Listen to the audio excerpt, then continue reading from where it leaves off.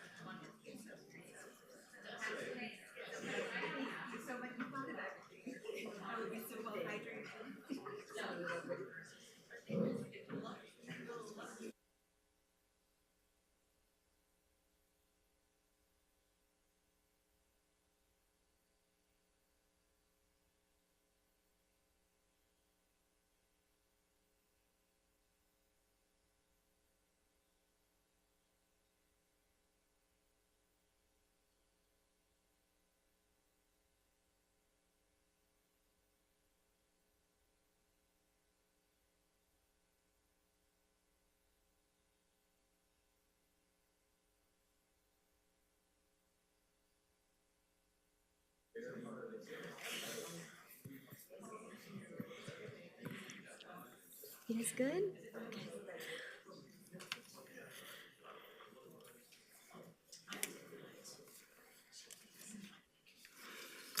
Hi, everybody. So happy to have you back for the Dalí Poetry Series, especially on a cold night. You guys all came out. Thank you for that. I am really excited to have Julie Wade and Denise Duhamel here with us tonight. Such fine poets, such good readers. Denise has been here before. She's launching a new book, though, tonight, and we're super excited about that, Pink Lady. And I've been wanting to get Julie Wade here for a while and have not been able to do that, so I'm very happy that she was able to join us tonight. I want to do a shout out first to the City of St. Petersburg. Thank you for supporting our series. I'm Helen Wallace. I'm the curator of the series. And this is Dr. Hank Hine. Many of you know Hank, our executive director, and his wife, Laura Hine, who is chair of our school board. Hank is also a poet and has been wonderfully supportive of our program. We have Samaya Ayad in the back. Thank you, Samaya, for all your help with poetry. And of course, our wonderful tech guys in the back. If anybody wants to come forward, who's sitting in the back, you're welcome to, but I understand sometimes it's kind of fun to hide out back there. So I will start out with one poem of my own. And then we'll go into the reading. We're going to have Julie read first, and then Denise. So I'll introduce both of those, and then we'll have our Q&A at the end. So this is a new poem, still kind of finding its footing, I would say. And I think mostly you will be able to follow it. I guess I talk about that weird thing that probably all of our computers do when you're thinking of something and then it appears on your screen, or I don't know. I just am convinced my computer is always playing with my head somehow. So there's a reference to that in here. And also, I was part of a discussion. Somebody was talking about how we all need to write more joyful poems. Some of you might even have been in the audience one night when we had a dear lady who came in, and I think she had trouble hearing, but she heard several poets reading some work that was very sad. And because she couldn't hear very well, she spoke very loud. And so she said to, some of you might have been here, she said, "The world is too full of sad poems." I don't want to hear any more sad poems. So anyway, I've thought a lot about that. I mean, there's some truth in that, right? And so I think I kind of had that in mind as I drafted this early poem. And it has a lot of facts in it. The title is also the first line. Who knew Asia's bigger than the moon? Sometimes random facts can be consoling. Does grief play its tune of undoing by heart? There's a lot we should probably undo. Who hasn't made a mess here and there? And how did I miss hot water falling from a faucet? Sounds different than cold. The sun toe taps beyond our hearing. Listen, old promise runs deep. Tectonic plates are shifting at the same rate our fingernails grow. Maybe what I most need to know is synesthesia, how one sense embraces another. But as I'm typing, my computer corrects me, suggesting anesthesia instead. And there it is, that thing in my head, tracked and smirking from the page. No doubt there's relief in forgetting, but why not grieve the loss of what we love? It's good at times to write a joyful poem, but for now, I'll think on you, your canny ways, believing grief's another form of praise. Okay, thank you. Thank you, thank you. So now we have the pleasure of hearing Julie Marie Wade. She writes and publishes poetry, prose, and hybrid forms. Her most recent poetry collection is Skirted, published by WordWorks in 2021. And her forthcoming poetry collections include Quick Change Artists, published by Anhinga Press, selected by Octavio Quintanilla as the winner of the 2023 Anhinga Poetry Prize. Oh, I'm sorry. Let's see, selected by, as the winner of the 2023 Anhinga Poetry Prize. And the latest, 20 Guzzles for 2020, Small Harbor Editions, which is co-authored with Denise Duhamel. So that'll be fun to have that out. That's March, did you say? Yeah, okay. Her most recent prose collection is The Merry Years, a memoir of the Mary Tyler Moore Show, published by Texas Review Press. In 2024, you have been really busy. Selected by Michael Martone as the winner of the 2023 Clay Reynolds Novella Prize. Wade is a professor of English and creative writing at Florida International University in Miami and makes her home with Angie Griffin, who's with us tonight. Angie, thank you for being here, and their two cats. Please welcome Julie Marie Wade.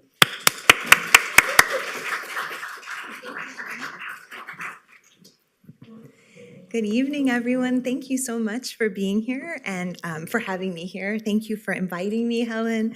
I was thinking as I was preparing what to read for tonight about the first time I ever came to Florida. It was 20 years ago in 2005. I was living in Pittsburgh, and I had poems accepted for the first time to an academic conference. It was the National Women's Studies Association conference, and they had decided to try this radical thing of having a couple poets come and read poems in the midst of a lot of theory discussion. And so I flew from Pittsburgh. I was still in graduate school. I flew to Florida. I was kind of in awe of all of the water and all of the trees and the birds. And my partner flew down after the conference was over. And the one thing we knew we had to do while we were in Florida was to come to the Dalí Museum. So we drove from Orlando to what was the old Dalí Museum.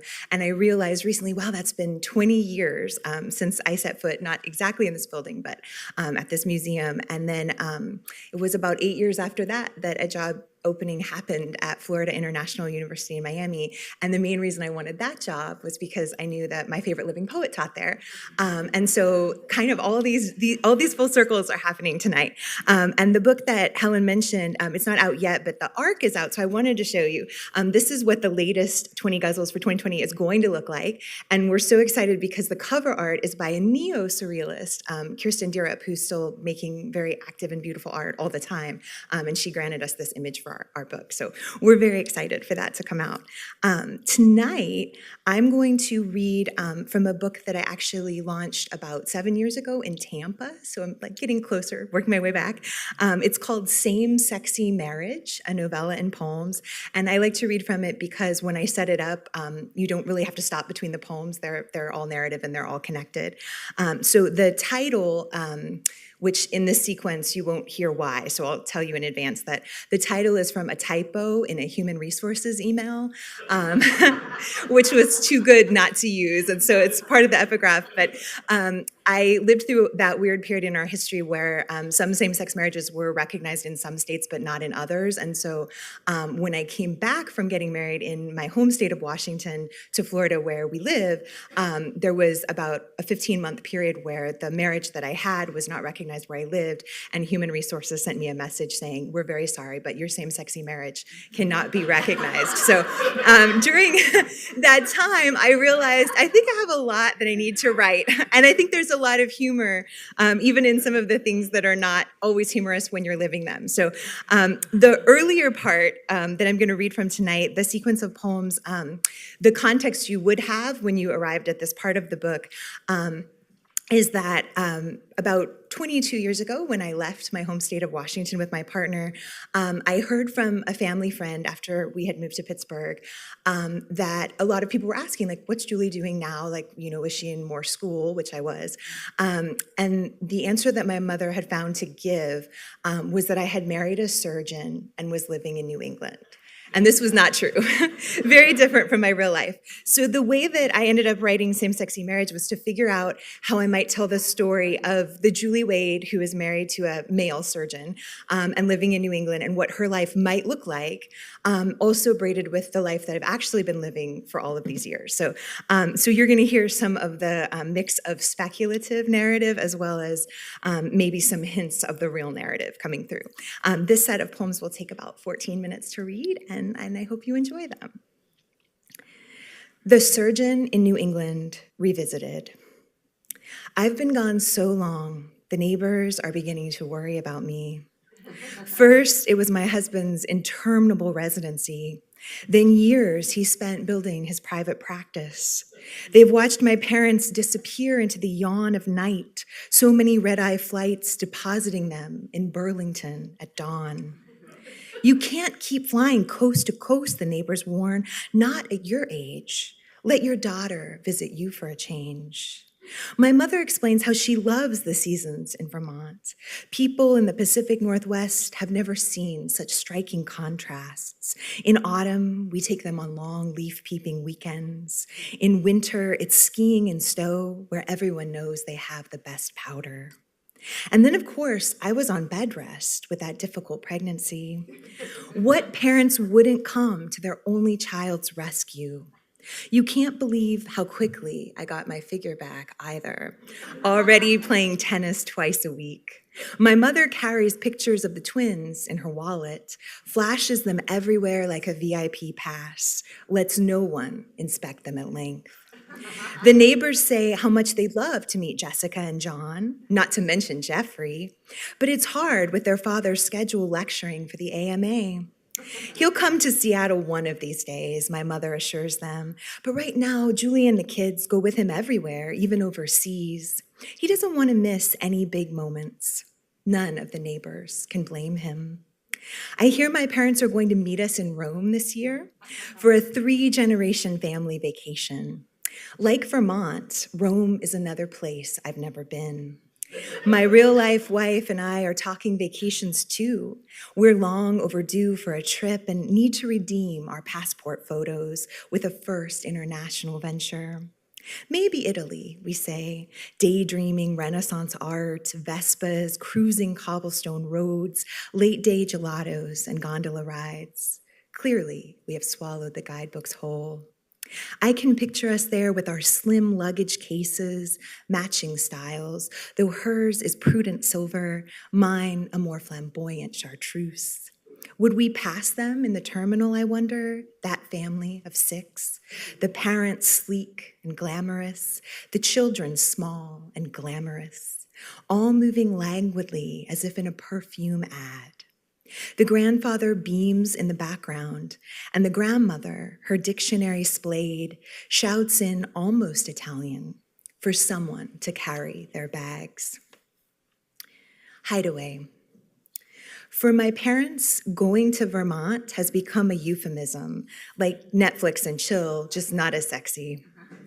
They water their ferns, put a hold on their mail, make sure none of the faucets are dripping, like that one time my mother's cheeks scorched to recall when the water bill soared to high heaven.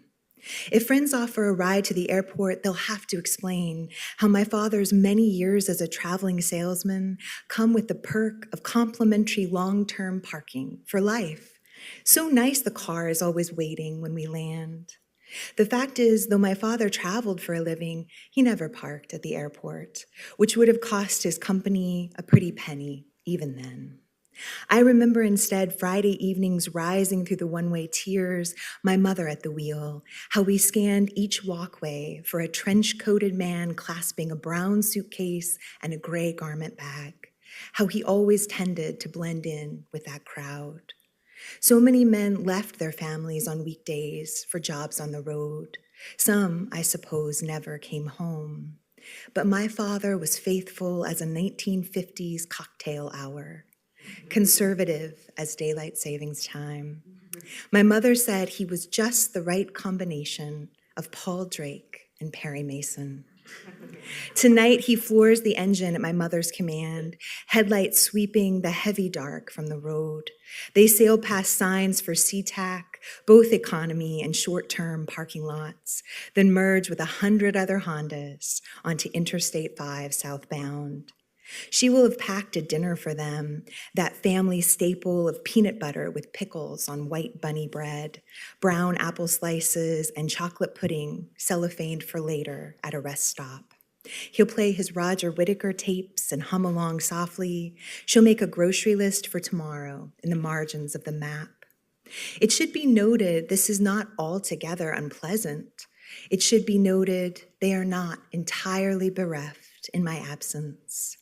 And at 9 o'clock sharp, in accordance with the timers, all the lamps in their home will switch on. My daughter's a lesbian and all I got is this lousy beach house. Grandpa John bought a plot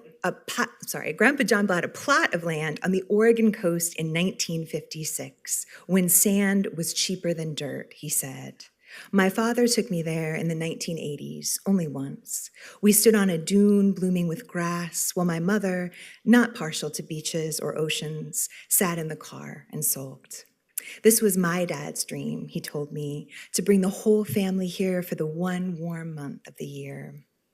But Grandpa John died young in 1971, and my father's sister died young too, without ever marrying anyone. We'll build a house on this land, Dad promised me as we fidgeted in our slickers, cinching the hoods. When you grow up, you can come every summer with your husband and kids. In the distance, my mother laid on the horn. But when I grew up, I took a hard pass on the husband, declined the coverage for kids.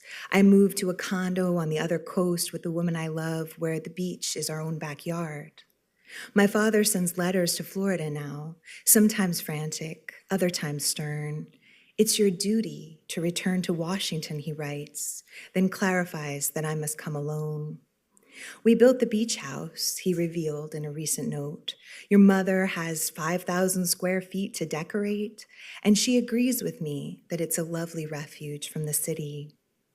When I send my mother a housewarming gift, rustic lantern with votive candles and a coffee table book, her reply belies the daisy stationery, the sweet peas on her forever stamp, but not the bare left corner. Who, in the name of all that's holy, told you about our house at the shore? Don't get any bright ideas. Now the peaks in her script turn sharp as spears about coming here and ruining everything I've worked so hard for. When my parents join a senior center in redacted Oregon. Well, it's just a real pleasure to meet you folks, says Rand at the central kiosk. All I need is proof of residence and we'll get this registration party started. My mother clocks his bushy sideburns, desperate for a trim, the Kermit the Frog necktie peeking between the buttons of his denim vest. It's all she can do, not to roll her eyes. Now, will you be living here full-time or just part of the year? Part, she clarifies. We have a house in Seattle, symphony tickets, that sort of thing. He nods, hands the forms to my father. And then, of course, there are the grandkids in Burlington. So we spend a fair amount of time in Vermont. Well, that is quite a coinkydink, Rand exclaims, lifting his glasses to the crown of his head, squinting gleefully at both of them. You're not gonna believe this, but you've got 3 guesses as to where my people are from. The hub of the universe. Guess what? My husband and I are moving from Burlington, Vermont to Boston. Jeffrey was just offered a position teaching at a prestigious medical school. We're not sure which one yet, maybe Harvard or MIT or UMass. Does it really matter? It's prestigious.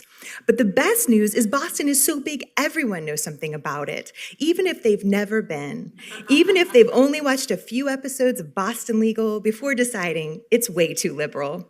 The city is large and familiar, yet people have a way of staying anonymous here. We're very private, after all. Our landline has always been unlisted. If we have to move, and we really do, the timing couldn't be better with the twins starting preschool in the fall. They're quite accelerated, you know. I may have said already, but they were toilet trained before they could even say a word. It's the British way, the way I was trained. Now they sight read letters, speak simple sentences in English, Spanish, and French. They can count all the way to 50 without help. It's hard to say which suburb we'll choose or what I'll do with my days once the moving dust has settled. I'm sure I'll spend some time browsing local historical sites. I just love culture. I'll take a tour of the Old North Church, buy a season tickets to the Pops, try a slice of that famous Boston cream pie, just a small one though. Take up power walking with new friends around the well-known Boston Harbor. We're eager, of course, for my parents to visit. Jeffrey and my dad love golfing together, which leaves more time for Mom and me to browse the outlets. Some of the best ones are near the Berkshires, though, so we might need to take a girls' getaway weekend. Fortunately, Jeffrey's mother can always come down and stay with the kids. Did you know Filene's Basement started in Massachusetts? Did you know there's a Boston Flower and Garden Show every spring?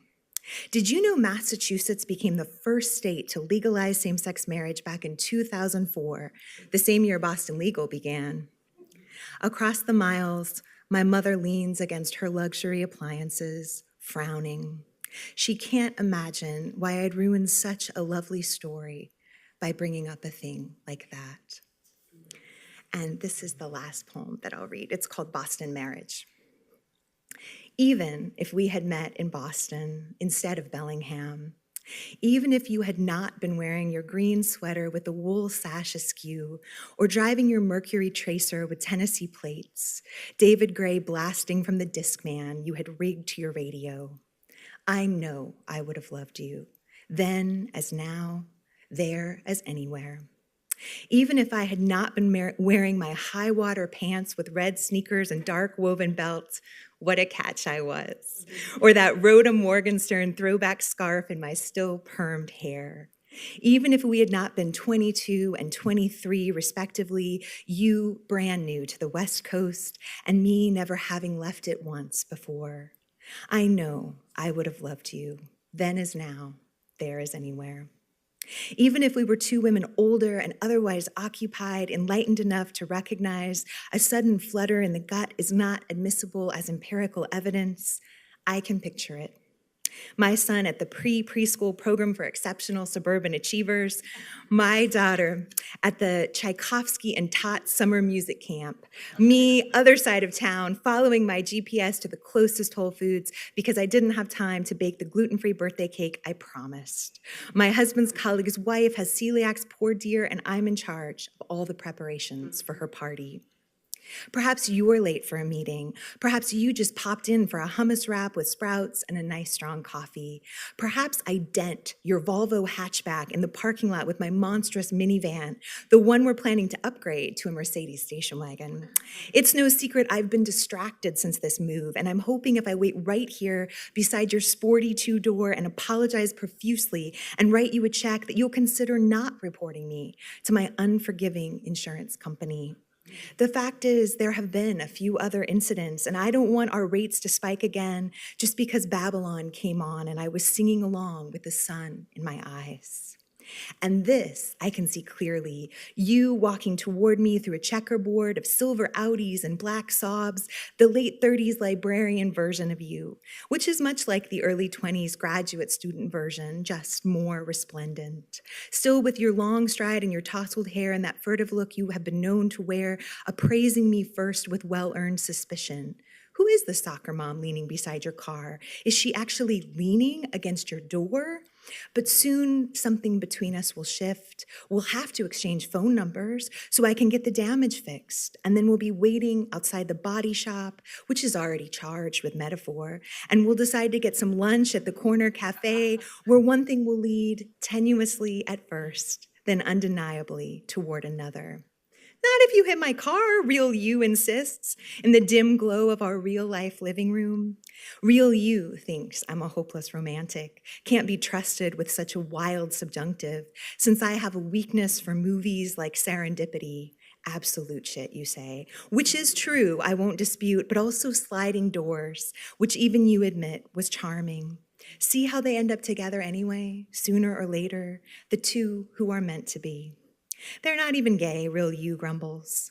It's true. We need more queerly beloveds, don't we? Oh, the puns I am capable of.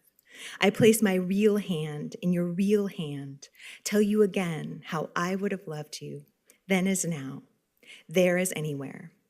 And the real gift is that you believe me. Thank you.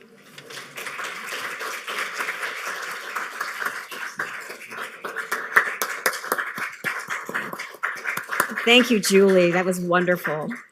What a terrific reading, and look forward to talking about those poems. And, that's narrative at its best, right? Narrative poetry that just, with all that imagery and, yeah, really terrific. Thank you. Next, we have the complete pleasure to have Denise Duhamel read from her poems. And I want you to know that I fell so in love with your mother, having read Pink Lady, which, as I'm sure Denise will tell us, is about her mother. It also happens to be for sale, Tombolo books in the back. I hope you guys will all buy both of their books. But the way you capture your mother and make her so lovable, I had to find something with pink in it to wear tonight.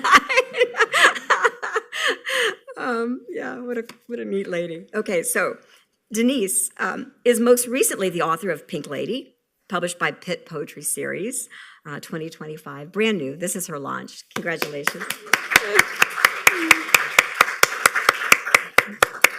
Also, Second Story, published by Pitt Poetry Series in 2021, and Scald in 2017, also Pitt. Blowout, in other words, these are all Pitt poetry, which is such a hard thing to pull off. Congratulations.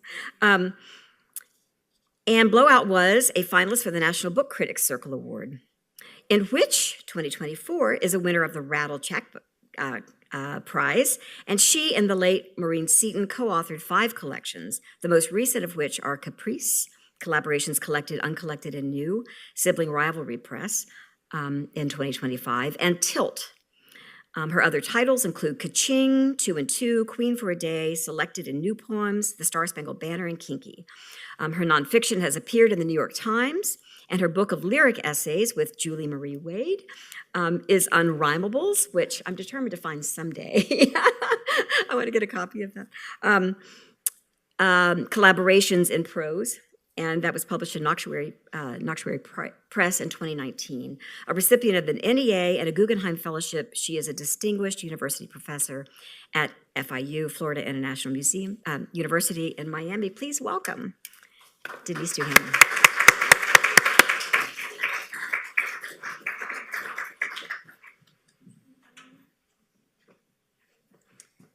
Thank you, Helen, and thank you, Hank, and thank you, Julie, for that amazing reading. It was so much fun. I'll be reading from Pink Lady tonight, but I wanted to say I have a bunch of chapbooks, the In Which chapbooks. So if you buy Pink Lady, I'll throw in an In Which. They're in the front. Okay, I'll just begin. Prodigal Prayer. I kneel before my mother, trying to get her slipper socks over her swollen feet. Then she presses the remote control on her recliner to push her to an almost standing position. Once upright, she's not steady enough to get to the walker alone. Our goal, to get her to the bathroom on time. Shame, then tears. She soaks her Depends because of a water pill that's supposed to help her puffy legs, but nothing, it seems, is helping.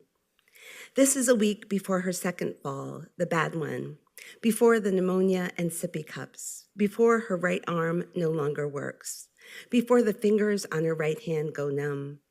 Even when I put a pen between them, she will not be able to sign her name.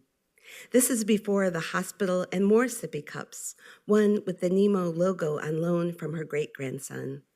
This is before her stint in rehab where Doug will try to teach her to put on socks with a blue plastic device she slips over her calf, a rope she holds in her good left hand.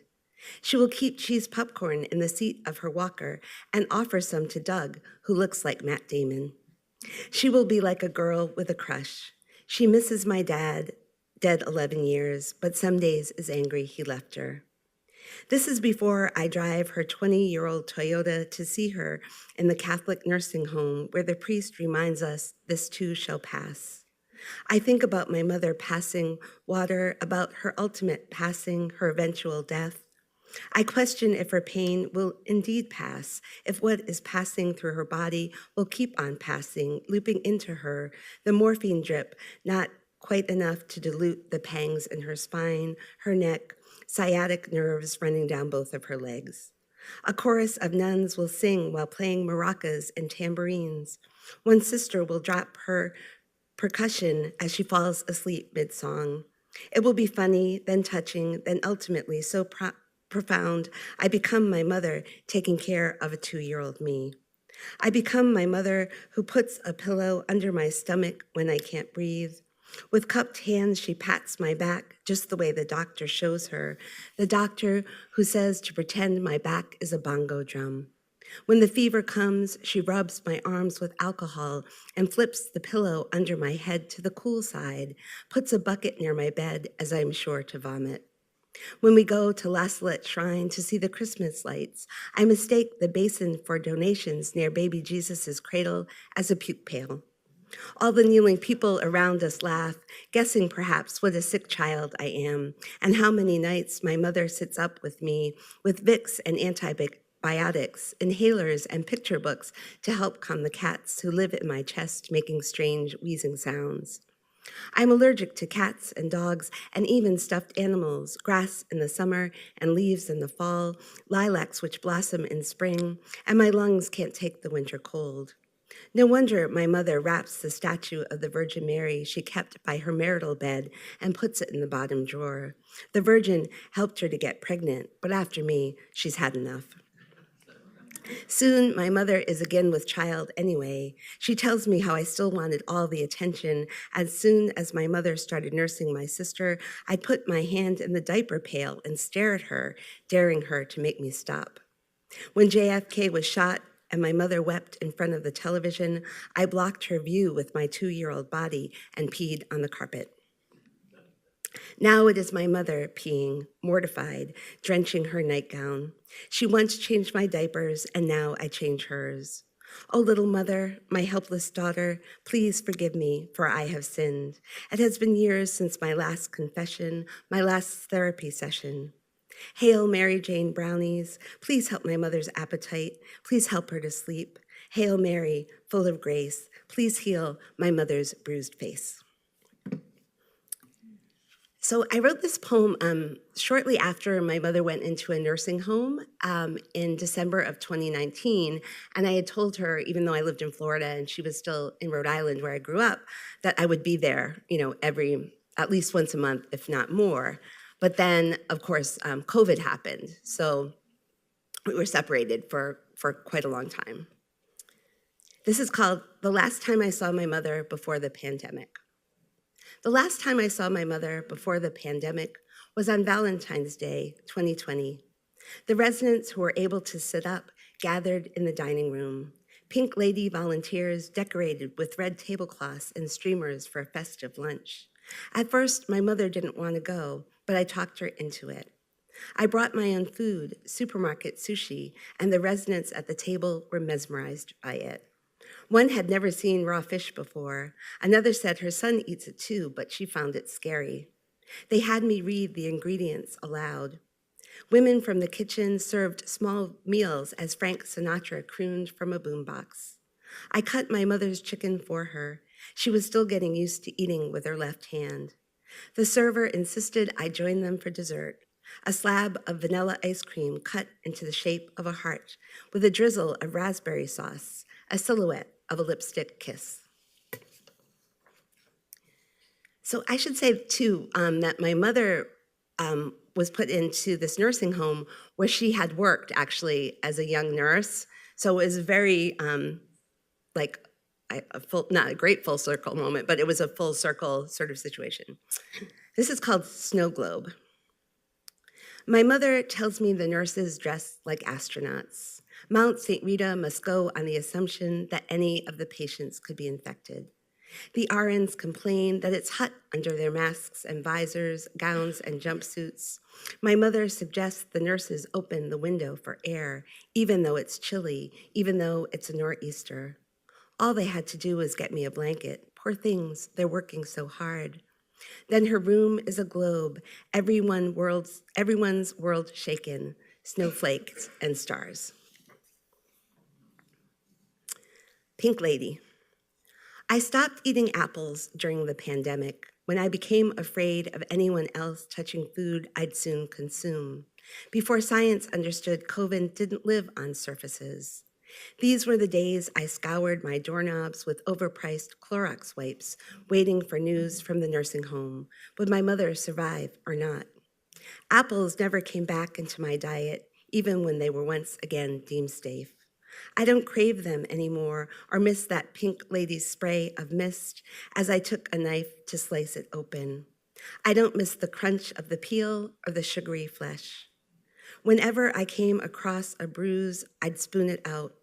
Apple bruises reminding me of my mother's human ones, how we acclimate, learn to live without.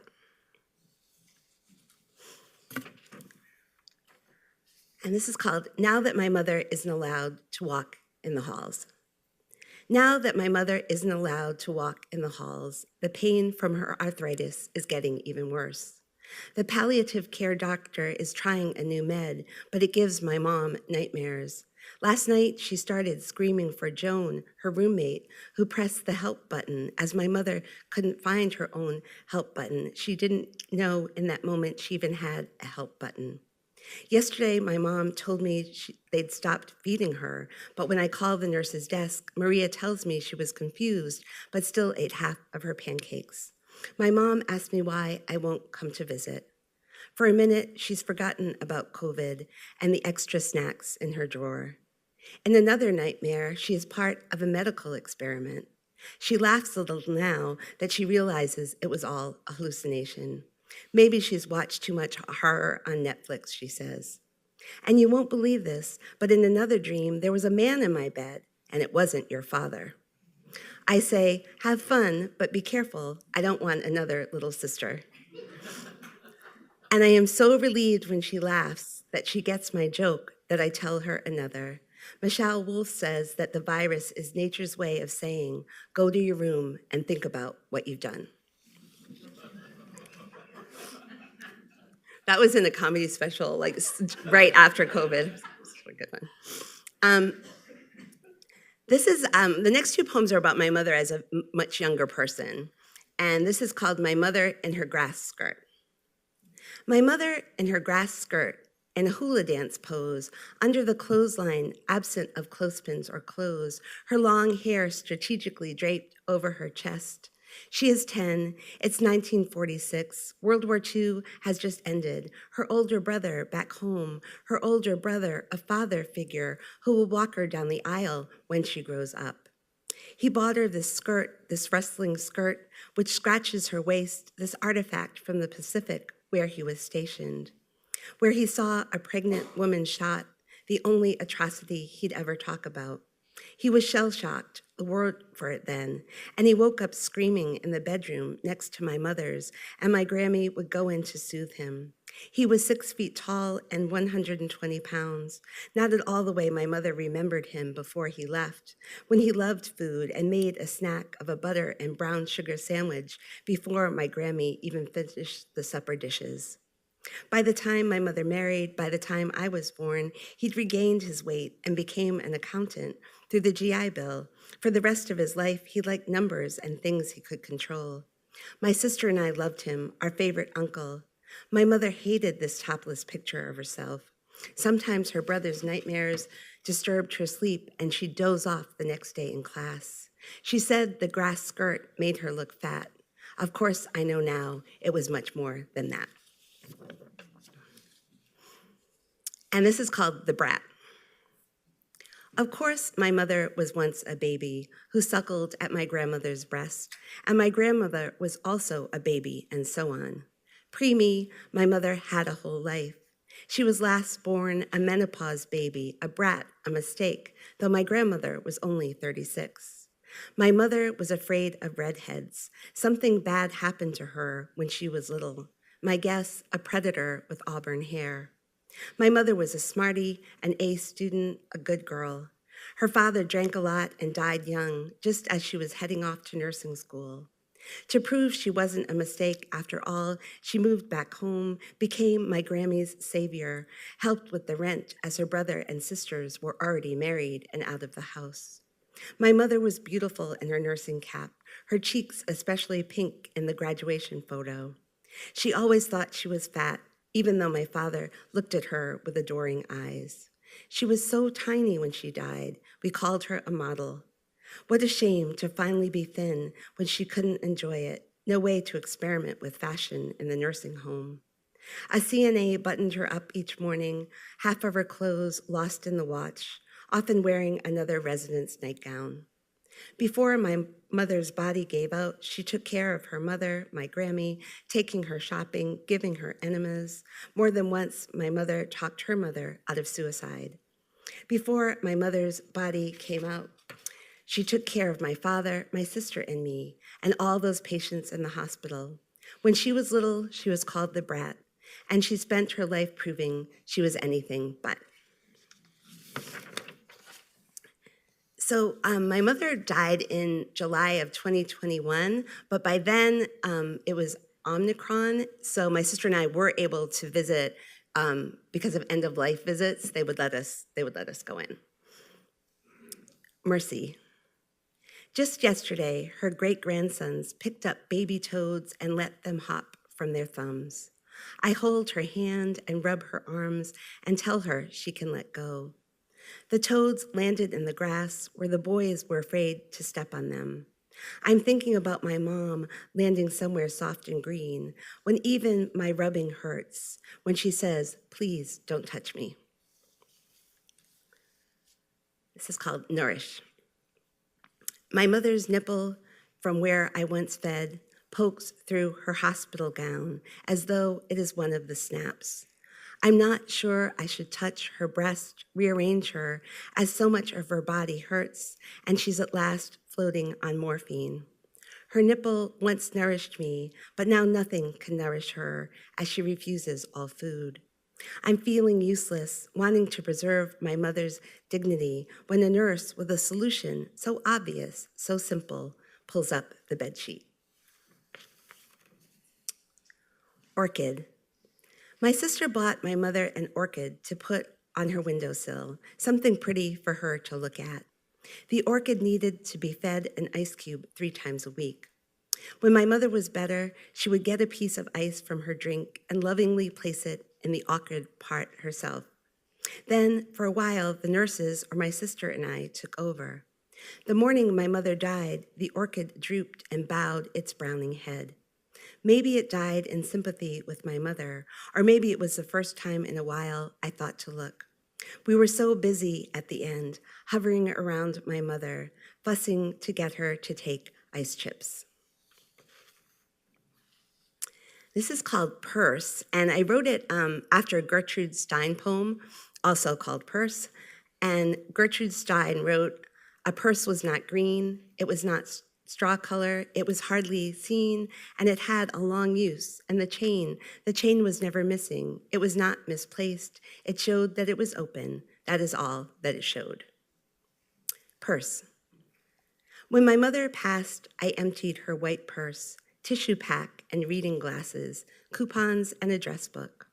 I once lived in the purse inside her, my first pink home, the knotted strap and umbilical cord.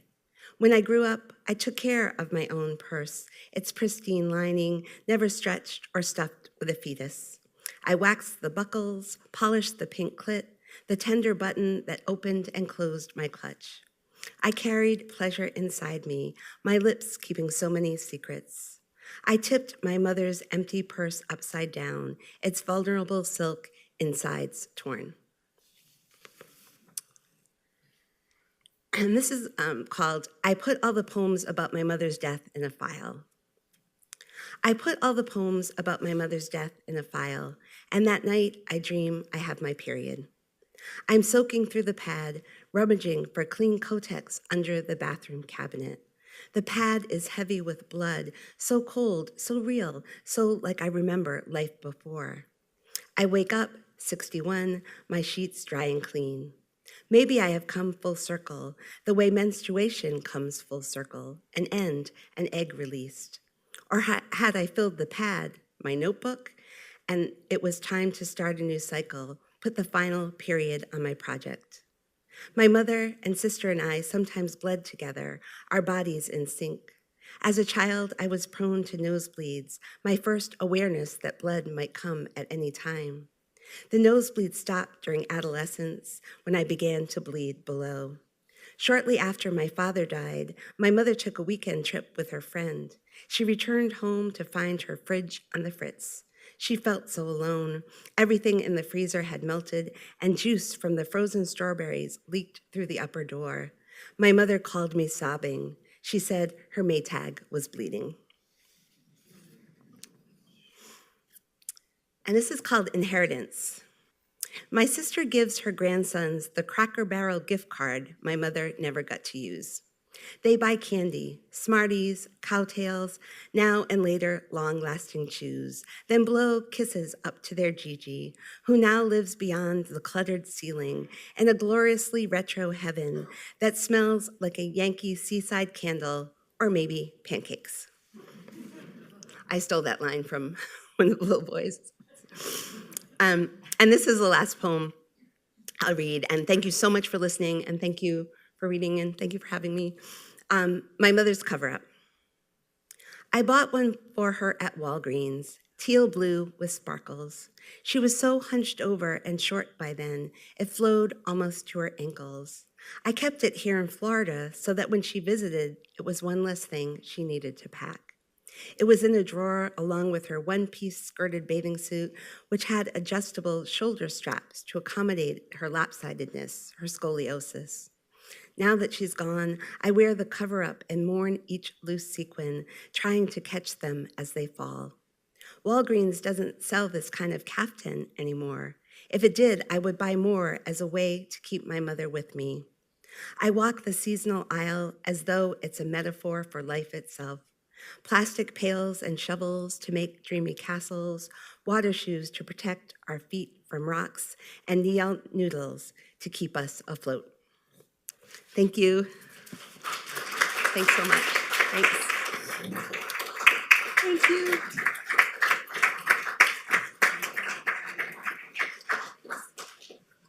Wow, such good readings. Thank you so much, Denise. That's amazing. I mean, I think we all kind of feel like we know your mom, you know? I mean, the way you, yeah. So that's amazing how you're able to. Actually, that's right. Yeah, that's true. Yeah. So we will segue now into our Q&A. And we have Samaya in the back who has a microphone. So if you have questions, we'll want to hear from you. And there's just so much to cover and to ask about with those two wonderful readings.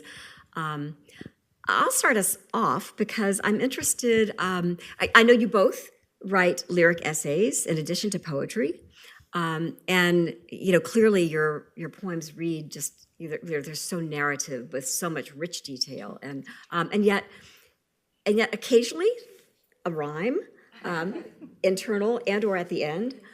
That we can all hear, kind of chime in.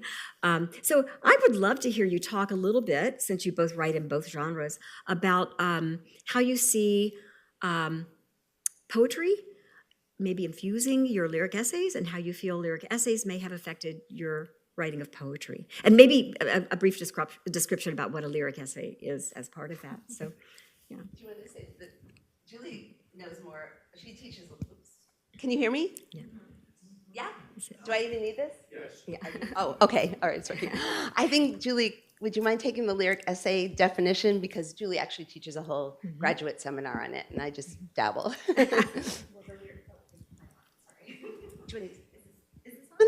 Does it sound now like? it is, Oh, yes. perfect. So the lyric essay, it's kind of a trick because I do teach classes on the lyric essays, and I think people come into the class and say, okay, tell me exactly what it is. And for me, the lyric essay, and I think for most people who write it, it's a really exploratory genre. I mean, you hear in the name, there's something going on with a lyric impulse that seems to come from poetry, and there's something going on in an essay impulse that seems to come from prose. So I used to think of the lyric essay as poetry that got too big, right? Like poetry that sort of burst out of its seams or spilled over into a longer prose form, like longer than a prose poem, something that kept growing. And usually something that, if you look at a lot of lyric essay collections, you'll see a lot of segmentation. So sometimes people will say, well, is that just a book of all prose poems that are linked together? And Denise and I have been talking about this a lot more recently, like with her prose poetry students and my lyric essay students. Sometimes genre is in the eye of the beholder or in the eye of the publisher, and someone sees a lyric essay as a long, segmented, singular thing, and someone else comes along and says, that's a whole bunch of prose poems working together. But I think the thing about the lyric essay, and I always tell my students, it has a lot of leaping, so it gives you a lot of room to move freely in time and space and place without maybe the transitions that you usually expect in traditional prose, like where you have to set it up so much. But then there's also a lot of lingering in the places that you leap to. So I think of a lyric essay as being able to cover a tremendous amount of ground in terms of time and place and personal history or public research history as well. But then when you're in those places, there's something that feels like a deepening that we recognize in poems. But the best way to learn about lyric essays, of course, is to read as many as possible and then to try emulating what you're reading, I think. So that's what my students and I do. And that's kind of what Denise and I do when we write together. Definitely, definitely. I'm really interested in the whole concept of genre. So I'm teaching, Julie teaches lyric essay, and I'm teaching the prose poem seminar. So I taught it to grad students last fall and now the undergrads. And it's fascinating to me, you know, you'll pick out a piece that is in a prose poem anthology, for example, and then you look it up online or something, and it would be in a micro memoir anthology. So there's all kinds, like even for Pink Lady, I was so surprised when, you know, when you write a book, it's this embarrassing thing where you have to ask someone to write a blurb on the back, and 2 of the 3 blurbers said memoir and poetry. Which I guess it is, but I never would have thought of that term because it is a memoir, you know, like I guess, but it's not really a memoir. But, you know, so I think like genres are really blending at the moment, and it's kind of exciting. I love that you said that about anthologies and the different ways that things have been published, because many of you probably have read like the now iconic Jamaica Kincaid's Girl, which is, it's 650 words and there's no full stop till the end. So it's kind of astonishing. Like it's all commas and semicolons and then it ends on a question mark.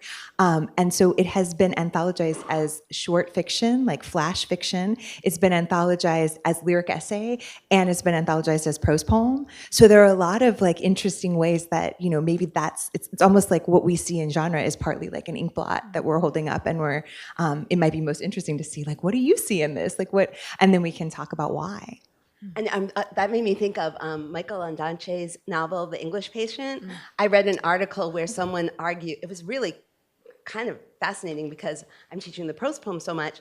Someone argued that that novel, which is over 300 pages, was really a prose poem. So it was like, so then they're like scanning it and like saying, you know, that it has a plot and everything, but it's so lyrical. The writing is so lyrical, and he's a poet as well. Yeah.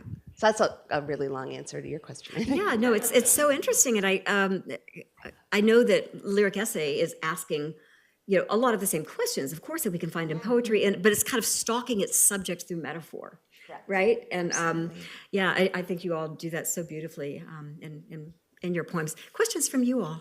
Anybody? I know some of you have questions. I want to do a shout out too. We have our state poet laureate here, Peter Meinke. Welcome, Peter.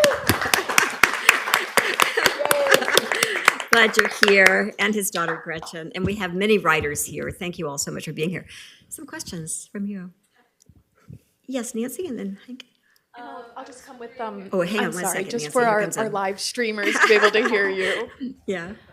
I was wondering when, especially with the stories that you told through your poetry, do you take notes as you're going through the experience, or do you write the poem after the experience is over and just rely on your memory? Good question. Well, a lot of the poems in Pink Lady I wrote as it was happening because it was very stressful, as you can imagine, and so I wasn't sleeping anyway. So the hospice nurse gave me this pad to like write down my feeling, like write down your feelings, and I'm like, oh, I will do that and more.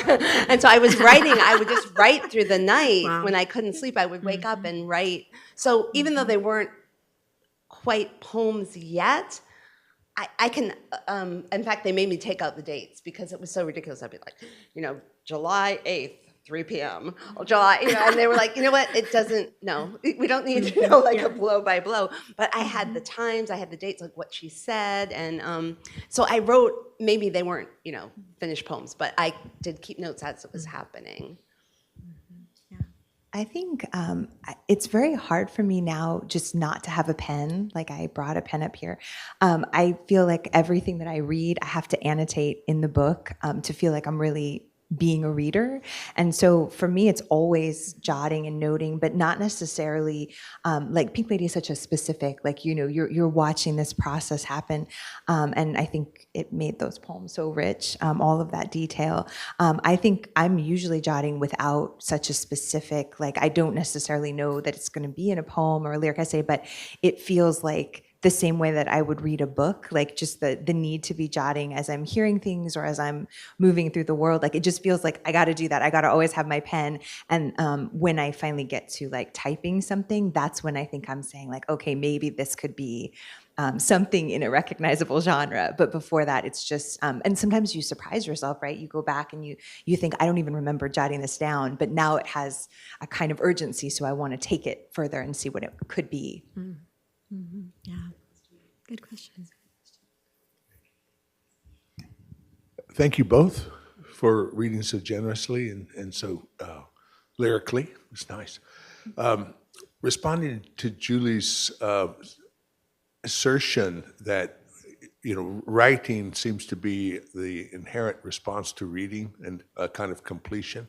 I wondered if you two, since you have collaborated, would talk a little bit about that when the response is not to something that's fixed, but something that's collaboratively, in genesis.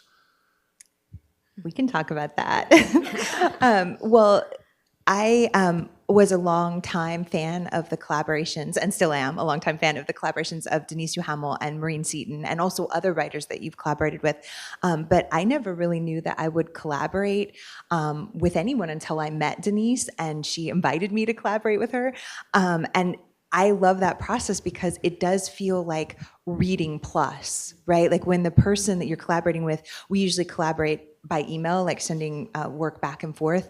Even though we live very close to each other, oddly, we don't usually write in the same room. But it's like having the experience of reading something, but it's been like hand delivered to you. I mean, technically through a screen, but it feels very personal and intimate in a way that reading something that wasn't specifically written for you to respond to can feel intimate, but it feels like it comes with an acknowledged invitation to respond in writing. And so it's very addictive. And when you're collaborating with someone, it's like you hope like nothing else comes up so that you can keep going on the poem or the essay until it feels complete. Or that's my experience of it. Yeah, I agree. So in Plume, Danny Lawless just took one of our, we thought it was this is like, actually can bring up the genre question too.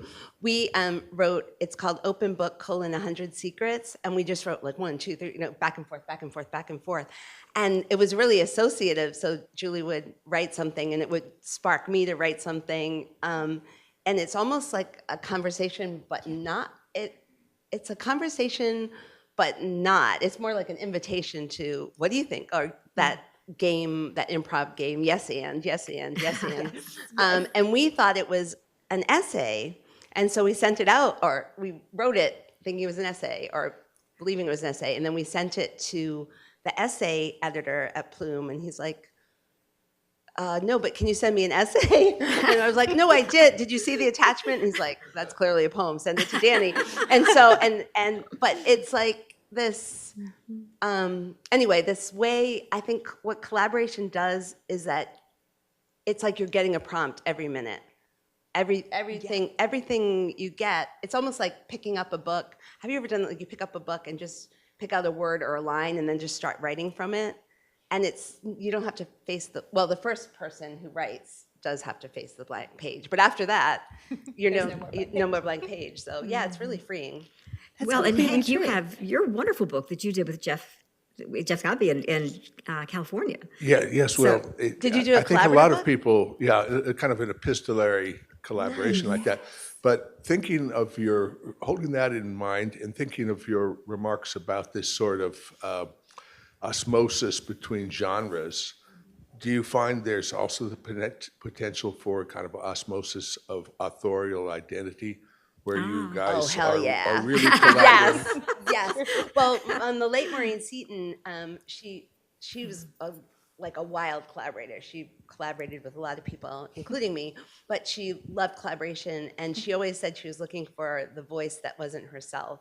Oh, You know what I mean? Like how, that's cool. and I mean, obviously, well, not obviously, apparently, Julie and I are confessional poets, right? So we write a lot from our own experience. But then when two people are writing, it's a third voice, right? It's not like, I'm gay, I'm straight, I'm da-da-da. I grew up I grew up in Washington, I grew up in Rhode Island, da-da-da. You know what I mean? It kind of, it just becomes really fascinating. Because I think the authorial eye is so slippery anyway. And then when you put two or more people together, did you find that too, Hank? Like, I mean, I guess yours were discreet. Like you knew who wrote what. In your Yeah, we tried to disguise it though. Yeah, right. Yeah. Exactly. Yep. Exactly. That's fun. I mean, sometimes I read something that we've written, like the open books, The 100 Secrets. So we each wrote 50 of them, and I get lost as to who wrote which, Yes. because you're not putting, in that case, your name or your initials next to each one. So I would think like, well, that could have been either of us. Right. Some things, some details, you think, oh, that had to be me, but then you don't always even remember having written it. So it is kind of like a trance-like state, really. Yeah. Can you talk That's a about? great question. Can you talk about your upcoming book, the book that's coming out in February, that is a collaboration also, and they're all ghazals, is that correct? So how did that evolve, and how does the form of that particular form affect maybe that back and forth and that voice? Well, that was something that in the title, right? The 20 ghazals for 2020. We wrote more than 20, so we picked our best 20. Would you mind telling everybody kind of what the form is? Oh, or, sure. So the ghazal is a form that is, I think, maybe one of the oldest forms, like dating to around the 7th century. It's an Arabic poetic form that is it's all in couplets, and there's no like absolutely hard and fast, but typically you would maybe see 5 to 15 couplets. So not a typically, incredibly long poem, very lyric. And then the signature feature of a ghazal is that the close of every couplet, the same word, though people innovate with it, right? So it might be a variation on the same word appears. And then in very true to form ghazals, the first couplet, that word that closes each couplet also closes the first line. So you hear it at the end of line 1, line 2, and then line 4, line 6, and so forth. So it's a really lovely form for two voices. And 2020, I think that year is also for all of us like, okay, a lot happened in that year. It was a very intense time. I always think of the ghazal as one of the most intense forms and really beautiful forms. And I never wrote them on my own until Denise and I just kind of felt called. I don't know who started it, but we couldn't see each other in person. We were teaching on Zoom. And so we were sending each other, like we were, each person would take a turn choosing the ending word of the couplets. And then one of us would start the line and the other person would close the couplet. So if you were the closer, you knew what your word was each time, but then the next time you'd be the initiator, and then the other person would bear the responsibility of the closing. And it was really very sustaining for that. It was a pretty intense period of time that we did this. I mean, I think just a couple months. Did you stick to the form that I think at least in many of them, you're supposed to weave in your name into the last line, In the right? Or last line, you have to put in, and like, also sometimes wine, right? Right, Did you exactly. stick to that as well? we or did it, you- a couple of them we did. Yes, we did. We did, yeah, but it was like, so Duhamel, it could be ham. Julie very Wade, I good. could wade. Yes. We had some like neo-formal You were play. creative. Yeah. Oh, Because and we wrote a lot of them. It was We just, yeah. also did those we did truth or dare guzzle and give or take guzzle, where it was in the title that each line could end with either of two words. So that gave the closer in that poem more latitude. And so it was really a fun way to deal with a difficult time. And it was also very like an opportunity to comment on, the zeitgeist very actively, which is not usually maybe how guzzles are written. This was highly like 2020 guzzles. Really interesting. Other questions? Anyone?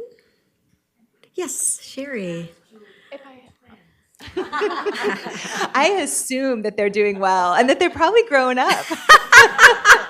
They must be adults because time is marching forward. They go to Ivy League schools. They go to really good schools. Yeah. On scholarship. Yes. I'm sure that they did. The finest. Could you both talk for a few minutes, and we've got some time still, about some of your influences?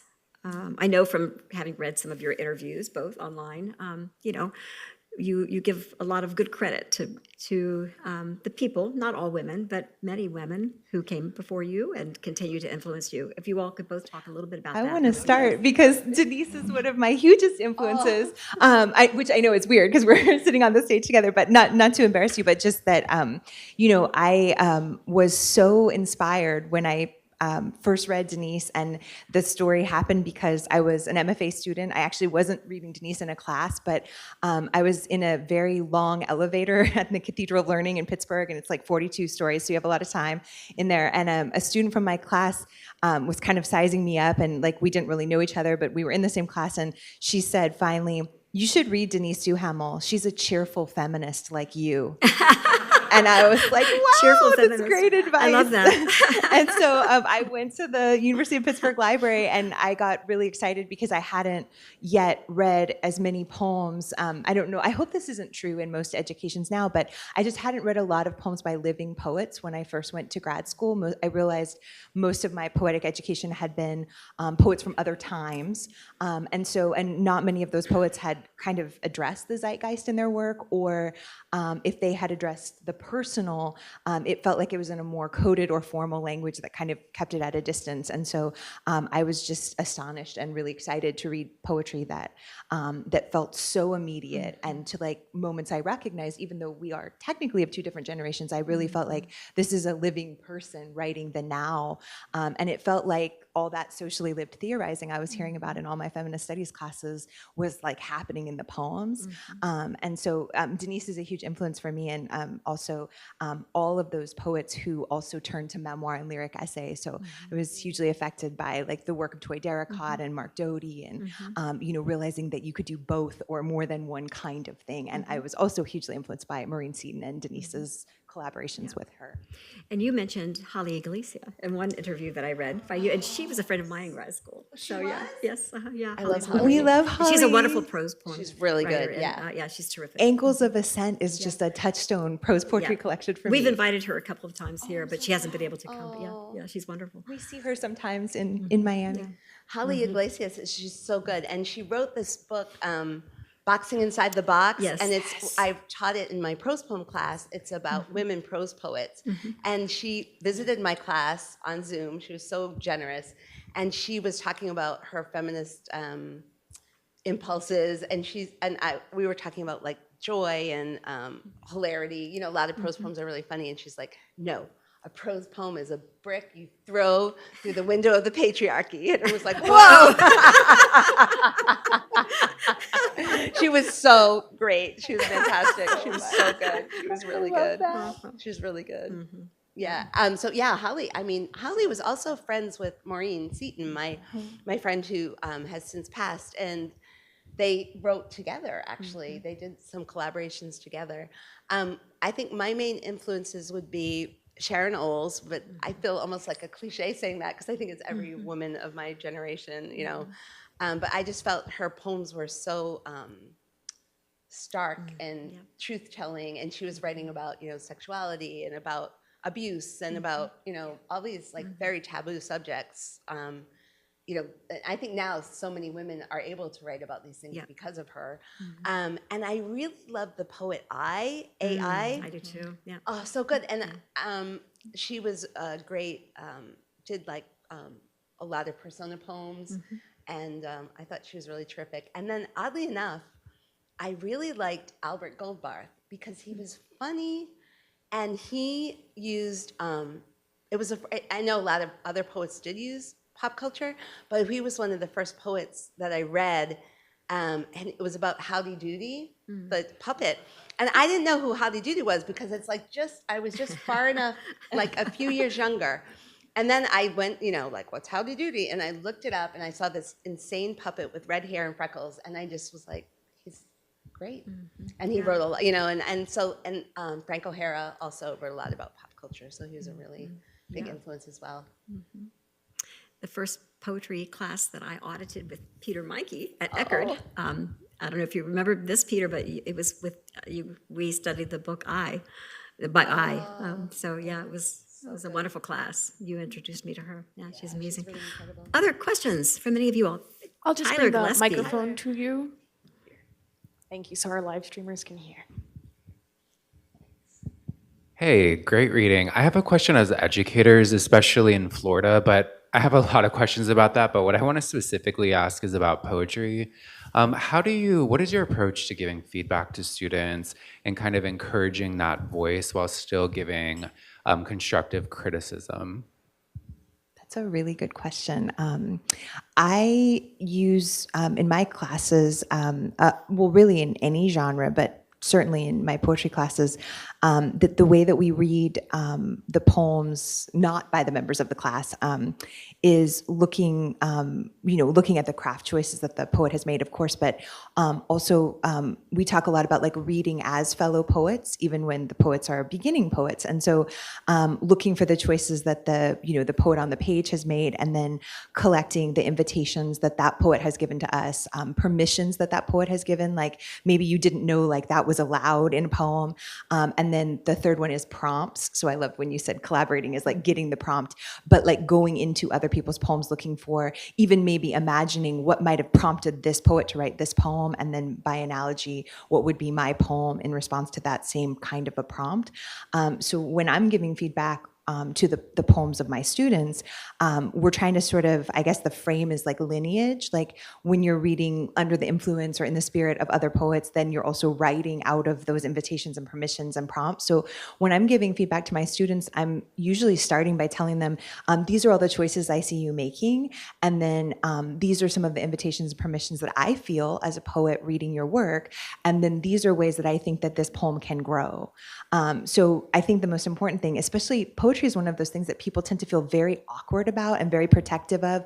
And the last thing that you want to do is like shut down a poet before they've even like gotten to blossom as a poet. And it's really like, I mean, that blossoming is lifelong. So it's not like there really isn't the sense of like mastering the art of poetry. So I don't want them to ever stop writing. And I usually tell them that for every poem you write, there are like 3 more behind it or growing out of it.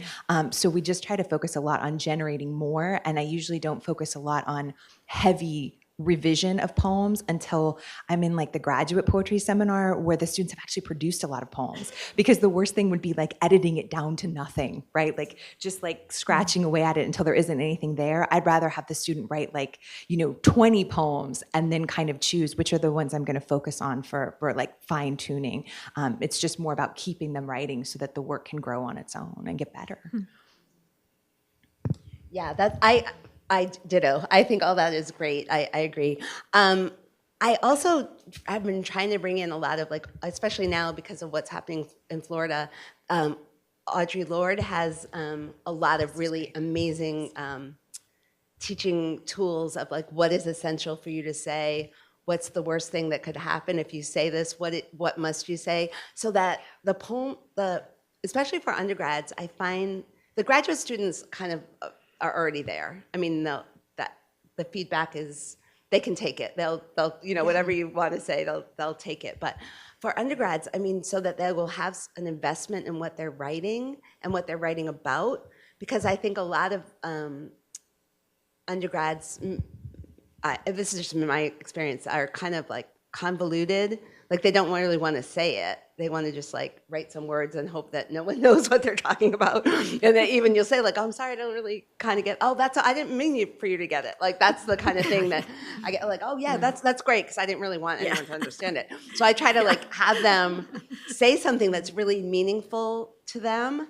And then even if that flops, it's like, I always say you're gonna have at least 2 poems that are so bad that you don't want to revise them. And that's cool, because that's how you grow. You know what I mean? Like, so I try to use that sort of logic and pedagogy. I mean, because it's really a false, like teaching, I don't know if you felt this way, Peter, but like teaching in a semester, it's like, that's not really, it's not realistic to think, okay, by the end of a semester, I got it, you know, or even if you really didn't get it by the end of the semester, maybe like the next semester you make 5 giant leaps. Like it's not that linear a process, so, or not what linear, whatever. You don't just go up the hill. It's like this. So does that answer it, more or less? Yeah. Oh, there's a twins. I'd like to ask something about that. It's kind of related. With your students, do you, especially your new students, your young undergrads, do you typically try to teach them how to tap into the subconscious? I know Robert Owen Butler, many of you know of him as a writer. He used to say, you know, I think even some of the grad students used to make the mistake of believing that writing came from up here when clearly it comes from the subconscious. So a lot of what he feels is his role as a professor is to get us to tap into that subconscious. So how do you do that with your young I have them students? write. I'm like, so what we did last time was write your most vivid dream or something, right? And don't analyze, just like let that be the poem. And then the other thing I have them do is write your earliest memory where there's some like sort of conflict or something's happening that, like what, you know, the thing that haunts you. So I have them write for 3 minutes. And I'm like, okay, now like a free stop. write you're talking Free about. write. And I'm like, stop. And I make them stop at 3 minutes. I'm like, okay, now you either sprout wings or have hooves or turn into an animal or something. And then they just keep going. And then they feel like this freedom, because I think sometimes people are just like all in the fantasy world, and or just like this happened, but they don't elaborate. So like there's little tricks that you can get people to like tap into dreams and subconscious. And or like the Robert Bly, that deep image thing, like throw some like rocks or trinkets on the table and just stare at it for 10 minutes and start writing. And usually people like go somewhere that has nothing to do with the rock, but that it focuses them. Because I think now more than ever, myself included, I'm not saying like it's the young people, but me too, like it's just so hard to like sit still and be focused. Yeah. And then also no phone. Nope. Yeah. No phone. You gotta Julie, silence how about it. you? Silence it, yeah. These are fantastic ideas. Thank I you. love this. I love the dream idea. I think it's not that I'm not wanting them to tap into their unconscious, but one of the challenges I noticed, especially with my young poets, I teach the summer poetry intensive every May into June. And I noticed that the students coming in, there's often this notion that like, if you're a poet, then every poem that you write, like there's only one way you can write a poem, you know, like it's your way of writing a poem. And just from even my own lived experience, I know that like every poem is different and every project, every book of poems is different. And we are many people in one. And so I don't want my students to feel locked in. So I guess that is related. Like we have a lot going on underneath, but if we're used to only writing like prose a certain way or presenting ourselves academically a certain way, I like to really try to loosen them up. So it sounds, you know, sometimes people gasp when they see the syllabus, but my students read 10 collections of poems in 5 weeks, and they're paired together. So it's like 2 collections a week that do, that maybe address a similar theme, but come at it in completely different ways with really radically different voices. And then the students are asked to write an emulation of each of those poets that week. And so it's like, look at all these poems you're writing. You're writing 10 poems in 5 weeks, but all of your poems are still you, but they also sound really different. Like you're getting at yourself in different ways or things that you care about in different ways by going through the doors of these other poets that they're holding open for you. And that does feel like it shakes things up, because when they first come in the first week, it's a 6 week class, they tend to like it's kind of like hugging the wall in a swimming pool. Like you stay close to what you know, and if you want to get him out in the middle of the pool, it's like, I'm going to throw Harriet Mullen at you, and it's going to be amazing, and I'm going to throw Ava Jordan at you, and it's going to be amazing, and you're going to swim out there and try to do something that they're doing. And I also throw Denise Duhamel and Camille McGrath, my colleagues, at them, and then I say, go take the advanced workshop with them after this class, so they get a little exposure to their future teachers too, which is, I think they love it, and it pays off in the end. That's great. Yeah. Other questions? Yes, Sarah. Hi. Hello, I really enjoyed your reading so much, and I was just wondering if there were what like inspired you, or what books that you felt like you needed to read to write the books that you shared. Like I'm writing a book about my mom, like my mom dying, and about my mom being alive too, but like about my mother. So I'm writing mother poems, and I was wondering, Denise, if you could share what you like, if there were like books that really helped you, and I'm also curious about what Julie, about like what inspired you while you were working on your book too. So thank you. Oh, that's great. I'm sorry about your mom, and good luck with the project.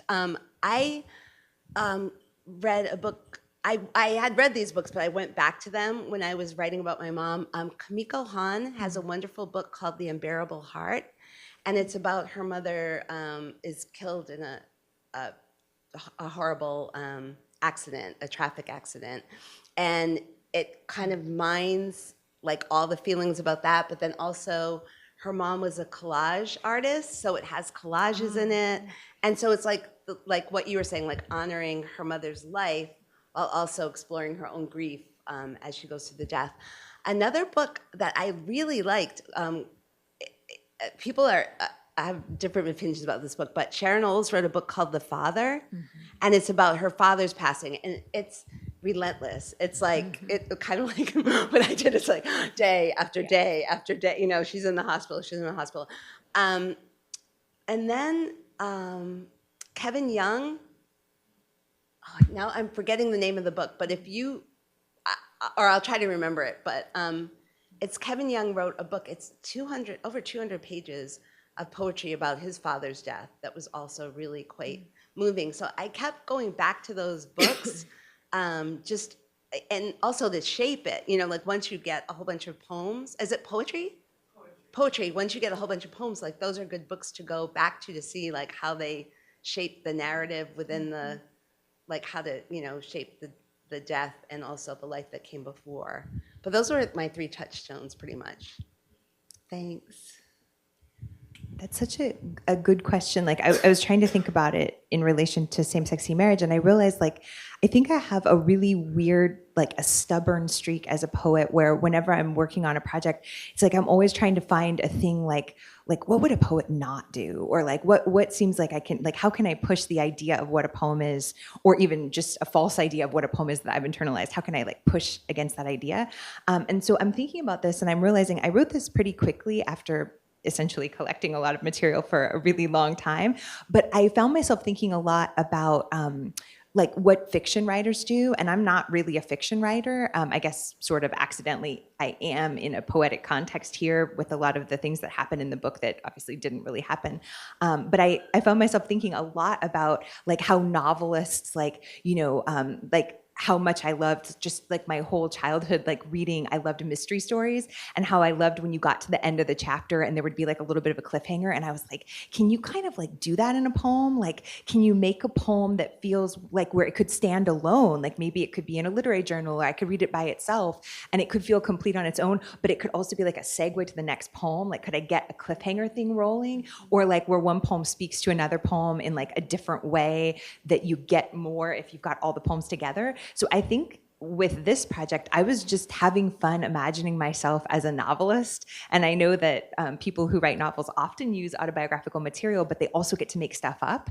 And I don't really make up that much stuff most of the time. So I was trying to kind of lean into my inner fictive self, but it turns out it was more of a subjunctive self. Like my real mother also has a wild imagination. So what would she say about me? And also just that old childhood adage, like, our parents all tell us, my parents told me, like, don't tell a lie because you'll get caught in it, right? And like one lie leads to another. So then I was like, wow, how ironic that if my mother starts with this lie, that lie is never, other people have the internet. My parents don't by choice, but other people can Google stuff. And that also comes up in the book. So like getting to what if your way through, like, but what if somebody asked this? Or what if somebody knows somebody in Vermont? Then that story's got to change.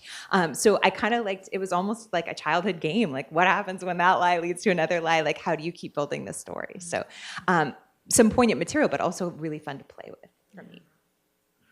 I think for both of you all, that's working so well. And it comes across in your readings that like each poem held together perfectly in and of itself, but then did roll into the next so beautifully, both of you with that. So any other questions before we'll have our poets One go more out? book for you. It's The Late Show by David Trinidad. And he used to watch The Late Show on TV with his mom, and it's about her death. It's really good too.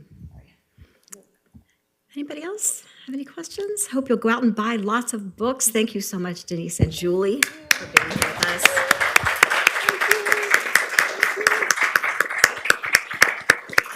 And thank you all for coming to the Dalí Poetry Series. Hope to see you next month. Yeah, thank you so much.